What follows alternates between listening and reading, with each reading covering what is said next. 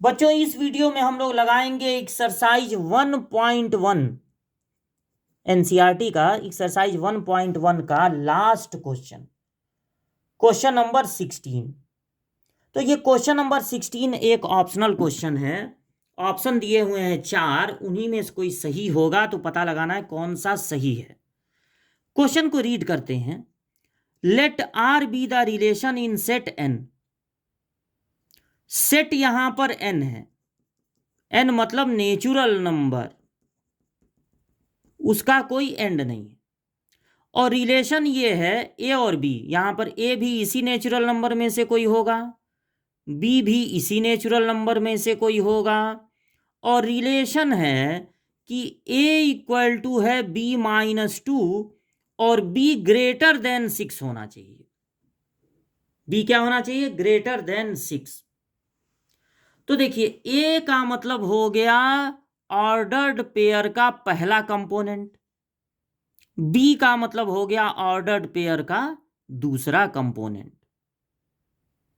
और बी की वैल्यू, तो जरा आप बी को इधर ट्रांसफर कीजिए, ए माइनस बी आ रहा है -2। तो अब देखिए किसमें ए में से बी को माइनस करने पे -2 आएगा। इस पहले वाले में आएगा, यहां नहीं आएगा। 3 में से 8 माइनस होगा तो -2 नहीं आएगा, बी तो गलत है। 6 में से 8 माइनस करने पर भी -2 आएगा, ये सही हो सकता है। 8 में से 7 माइनस करने पर -2 नहीं आता है, तो बी और डी तो गलत है। अब या तो ए सही होगा या तो सी, क्योंकि दोनों में ए में से बी को माइनस करने पे -2 आ रहा है। लेकिन यह भी कंडीशन है कि बी ग्रेटर देन 6 होना चाहिए।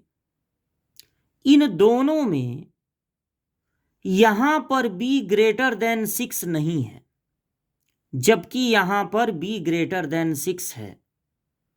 अब ये मत कहिएगा कि यहां भी तो बी ग्रेटर देन 6 है, यहां ये तो पहले ही कैंसिल हो गए, क्योंकि सिर्फ ये नहीं होना चाहिए कि बी जो है ग्रेटर देन 6 हो, ये भी होना चाहिए कि ए में से बी को माइनस करने पर -2 आए। तो ये इसलिए कैंसिल हो गए कि इनका डिफरेंस -2 नहीं है। और ये पहला वाला इसलिए कैंसिल हो गया कि यहां पर बी की वैल्यू 6 से ग्रेटर नहीं है। इसलिए सी वाला ही ऐसा ऑप्शन है जो यहां भी फिट बैठ रहा है और यहां भी फिट बैठ रहा है। इसलिए आप सी ऑप्शन पे लगा देंगे टिक, सी ऑप्शन सही होगा।